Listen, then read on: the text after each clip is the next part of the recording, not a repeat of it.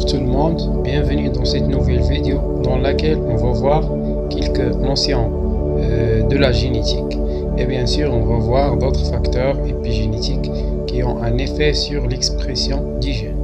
Premièrement, on va voir quelques définitions. Le promoteur d'un gène, c'est une séquence d'ADN sur laquelle se fixe l'enzyme qui débute la transcription d'un gène en ARN messager. Et bien sûr, ces promoteurs-là, il existe certaines séquences qui sont responsables ou bien qui ont un effet sur la traduction de l'ARN messager en protéines. Concernant la chromatine, c'est une association de l'ADN avec les protéines et plus particulièrement les histones. Concernant les liens cellulaires aboutissant à la production des cellules sexuelles, des gamètes en vue de la reproduction. Par contre, à la mitose, les cellules qui se produisent, ils ont le même matériel génétique avec une même quantité par rapport aux spermatozoïdes qui sont produits par le processus de la méiose. En ce qui concerne le terme de pluripotence, c'est la capacité des cellules de donner tous les types de cellules qui existent dans les tissus ou bien dans les organes de l'organisme en général. Par contre, cellules qui sont dites totipotentes, ce sont des cellules qui ne donnent qu'un seul type de cellules et qui sont spécialisées d'une seule fonction. Donc, premièrement, on va voir la structure ici d'une cellule animale.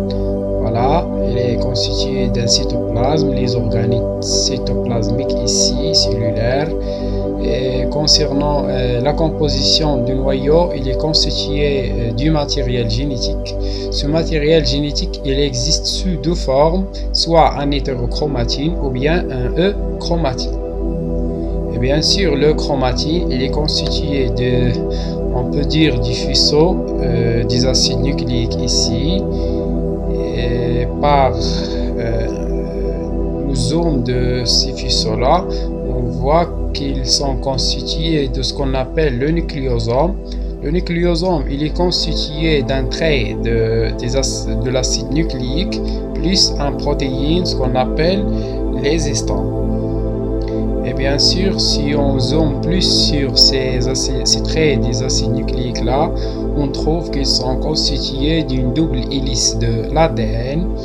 Ce double hélice, il est constitué majoritairement d'un groupement en phosphate et d'un désoxyribose concernant les ADN et des bases azotées ici, l'adenine, la cytosine, le guanine et la thymine. Donc, on va voir un peu d'histoire concernant les découvertes de l'épigénétique.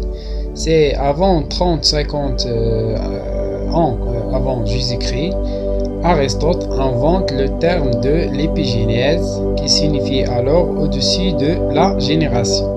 Lorsqu'il regarde des embryons de poulets, il comprend que les formes des individus ne préexistent pas dans le germe, mais s'acquérant au cours du développement embryonnaire sans intuition et prémonitoire. Donc, une autre découverte en 1965, cette année-là, François Jacob et ses collaborateurs reçoivent le prix Nobel pour leur recherche sur la structure du gène. Et bien sûr, en 1942, le généticien anglais Conrad Waddington utilise le mot épigénétique pour la première fois, alors que ses travaux seront sur le lien entre phénotype et génotype. Mais à cette époque, on ignore que l'ADN est le support de l'hérédité.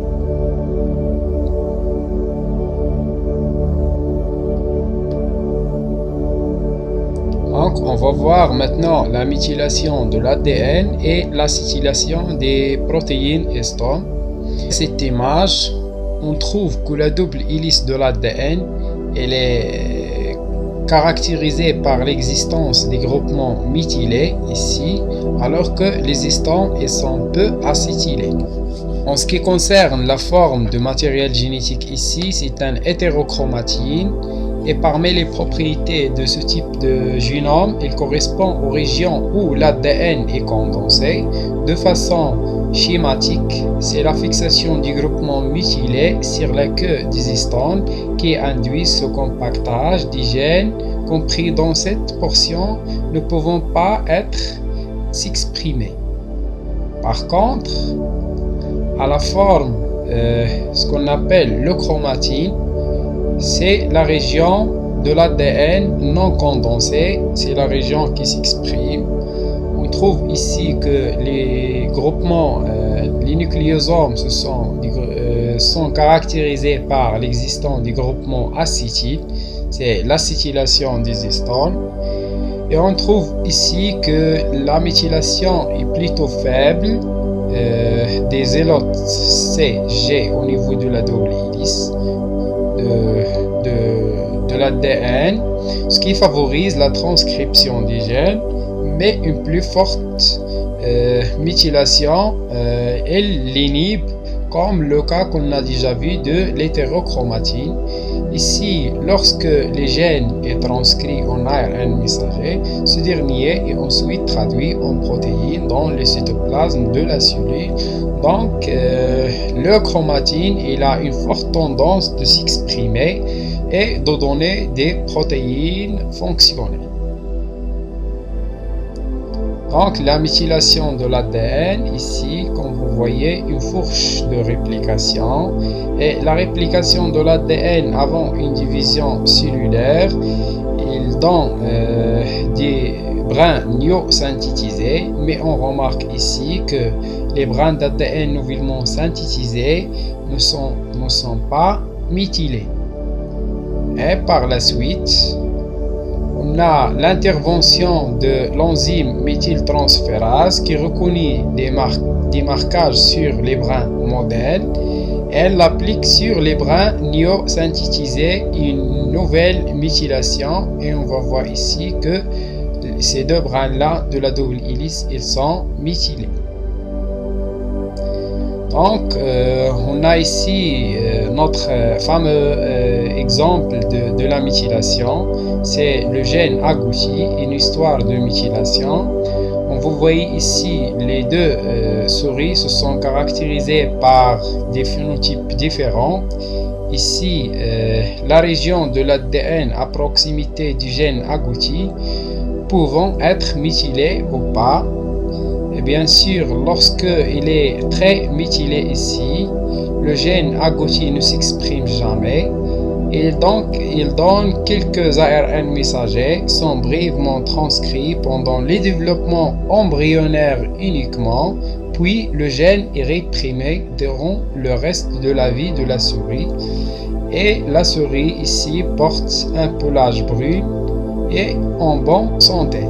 Par contre, lorsque on a l'ADN ici du promoteur du gène de l'agouti, qu'il est non méthylé ici, on a une forte tendance de ce gène, il s'exprime à vie et le gène agouti est continuellement actif.